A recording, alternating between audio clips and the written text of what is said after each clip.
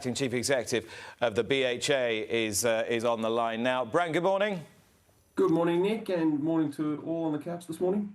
An extraordinary story broke in the Times last night about the BHA, or the industry's plans to voluntarily cancel all racing on Wednesday, the 10th of September. Can you tell us why? Look, Nick, in a nutshell, we think this is such a significant issue for the sport that we believe, as part of our campaign to convince politicians and government that this is a very bad idea, that we needed to do something that enabled us to bring racing's leaders, whether they be administrators, trainers, owners, jockeys from across the sport, together in Westminster on a day when we could very clearly articulate our concerns to politicians at an event in Westminster. And to do that, we felt the most appropriate way was to cancel racing on that day. Is that with the intention of getting as many people in racing to Westminster? Are we talking John Gosden, Ryan Moore holding placards outside the gates of Downing Street? Is it that kind of affair? No, it's not that kind of affair. It'll be a specific event that'll be held, and there'll be politicians, media, leaders from across the sport in Westminster, where we'll be able to advocate our position clearly to all those, the decision makers. How much money do you think this will cost horse racing, this act, this gesture? Look, we know that if we didn't have the four fixtures on that day, the rough cost would be around £700,000 in terms of revenue to the sport. The fixtures are being moved to other dates, but there will still be a cost that comes with that, including the cost to actually convene the event. And we think that actual cost is somewhere in the order of $200,000. But at the end of the day, we say that this is such a significant issue for us as a sport that that's a very small amount for all of the industry's leaders to agree to come together and bear in order to send that message clearly to government. At the moment, there is a change.org petition to, in your words, axe the racing tax. That's currently garnered 9,681 signatures. Now, in the first 2 days of the campaign to get rid of affordability checks, the petition had got over 40,000 signatures. Why do you think this isn't cutting through the way you need it to? Look, I'd actually argue that it is cutting through, Nick. The actual petition, it's run off a different platform to the one that we ran in terms of affordability checks, a platform that ensures that every signature is verified, etc. And so the purpose of the petition is simply to complement the campaign. The campaign will run right through till the autumn budget. A number of events, including the one on 10th of September, form part of that. And I would argue that it is actually cutting through. And in particular, now we're starting to target regional areas of the country. I've got Julia and Shelley with me, the first ever mother and daughter training partnership in the country. They train just outside Newmarket, and you were both saying to me that you hadn't really heard too much about it, or you hadn't been lobbied particularly until what, this week? Last week probably. We haven't heard a lot about it. Yeah, you get the NTF emails that say a bit about axe the racing tax, sign the petition, but yeah, it probably could have been pushed a bit more. And you hadn't heard anything until then. And there was an event, I think, in Newmarket where Nick Timothy spoke, Dan Carden spoke. You didn't have any. I didn't know about that. No. You didn't have any knowledge about that. We got a text that all the Newmarket trainers get off Ed Dunlop reminding us to sign the petition. But that's as far as it got, isn't it? And there you are, really. I mean, Brant, that's the experience of trainers who perhaps aren't up in lights every day, don't have the profile of the Gosens and the Haggises, don't make as much noise as the Becketts and the Palmers and the Williamses or whatever. It just goes to show how you've got to be on it all the time to get the message to all the parts that you might not otherwise reach. Yeah, absolutely, and we appreciate and recognise, and this is one of the great things about our sport, is that yards right across the country, whether they be small or big, we're a 363-day-a-year business, and people have got very little. People are time poor. They don't have time to be engaged on political issues like the likes of myself and others do, and because their businesses are flat out day in day out, and so we are continuing to send that message, and hence why we've had different phases of this campaign, and as I explained earlier, this week we start a phase of moving into regional media to target specific areas of the country. Did any of the betting operators know that you were going to do this before you released it to the Times yesterday? I would expect some would have, but I can't speak to whether or not they were specifically aware. But we notified, we went wide yesterday and notified everyone yesterday afternoon. But you didn't consult them before you made the decision to do it? No, we didn't consult the betting industry, no. And what's the thinking behind that? The other day we spoke and you said horse racing has a uniquely symbiotic relationship with betting. Thousands of jobs and livelihoods across the country are supported by the financial contributions of the industry through levy, media rights and sponsorship. If you were going to do something as groundbreaking, as historic and as critical as this, which could cost the industry and will have an impact on what happens on operators' platforms and in shops throughout the country, why would you not work together with the betting industry on that? I think it's important to understand, Nick, we work very well and very closely with individual operators, okay? And from our perspective, this consultation is asking us to respond in relation to how we say it affects us racing.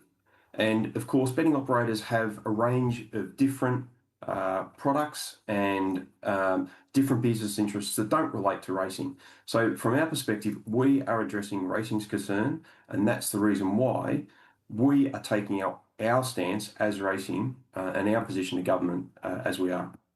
But very specifically on this event, just on the practicalities of offering a product through shops and online throughout the country on a given day, you've got a situation now where you've got a blank day in Britain, you've got betting on racing at Cork, which I'm sure will enjoy record turnover, which is going to contribute precisely zero to the levy, and there's racing at Compiègne as well, which I'm sure will be very popular. Surely decisions as fundamental and critical as that, even on the basis of what you're doing on that day, is a decision that you would have thought would require some kind of conversation with the operators who ultimately are providing, through their punters, the funding mechanism for the sport. We've been trying to sit down with the BGC for months and talk about issues around the levy reform, etc. And that has proven to be a challenge. So on this occasion, racing are taking their own position. We're taking a clear, strong position on what we believe the impacts of this harmonisation, this principle of harmonisation will have on us.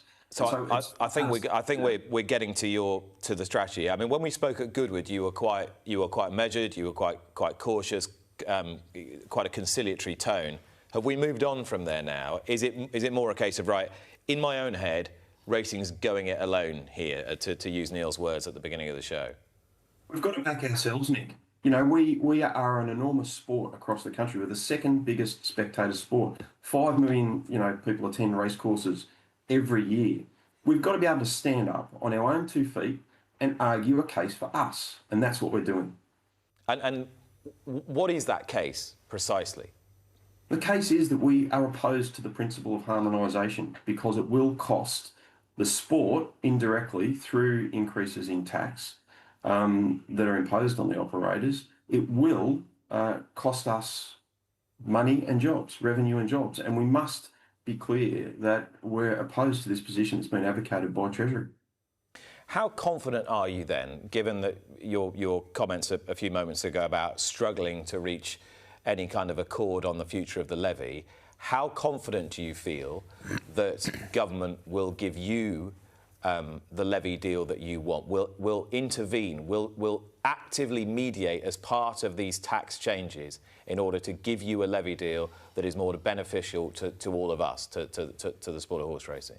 I think it's important, and I think I mentioned this last time I was in, that the levy is obviously separate to this tax issue, and we have to deal with 2 different departments.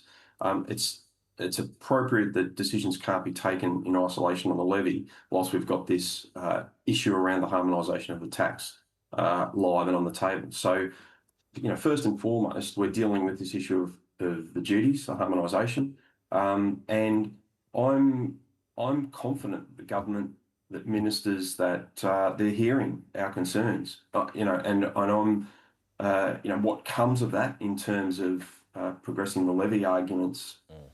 As a consequence, we'll work through that when we come to that point.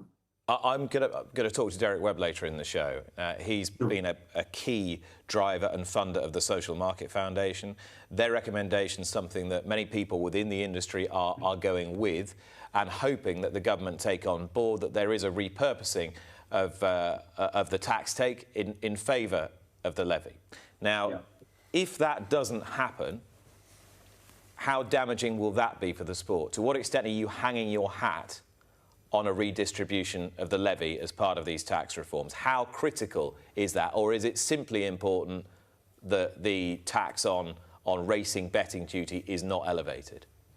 Look, we're dealing with that point first, the tax on the harmonisation of the tax on betting. I think it's important to point out that whilst Derek and others have advocated for an increase in rates in relation to the online games of chance, etc., he in his own submission was clear that the harmonisation, he didn't support harmonisation, and that the total, the 25%, the 15%, the 10% levy on horse racing shouldn't increase, that it would be detrimental. So, I think at the moment the key point is we need to oppose this issue of the harmonisation and the increase in the tax, and then what happens from there is really an argument for another day at the moment, until we know how government are going to deal with this issue from a policy perspective. So, to sum up, you are quite happy not to see horse racing as part of a suite of betting products, whether that includes casino games that a lot of people have antipathy towards, or indeed sports betting, which a lot of people in horse racing would have much more simpatico with, I suppose. What we're saying, and this is an agreed position across the sport, is that we need horse racing to be treated differently for all the reasons we've articulated. The 85,000 jobs across the country, the fact that it's embedded in our national heritage. There's a whole range of reasons why horse racing should be treated differently because of the benefits it brings to the community, and we think that's a perfectly reasonable position for us to take. And Brent, to what extent was Lord Allen a driver in the Wednesday the 10th initiative? Lord Allen assumes his position on the 1st of September, and that's when he joins us as chair, and we're looking forward very much to him joining then. We've been driving this campaign for months now, and so largely this has been driven by the Gambling Strategy Committee, which has representatives from right across the sport, including major race courses and key industry member bodies, and the BHA. And so we've been working together with our agency since much earlier in the year when this consultation was announced. So Lord Allen hasn't played a role in the development of the strategy. This has been something that we've had to get on with because this is an important issue that has to have been addressed. So this is not. The Wednesday the 10th is not his idea, and it's completely without his He'll be there. He'll be there and attending the event, as I understand it. But it's been part of our overall strategy. We've been building it up. So okay. And so was it your idea?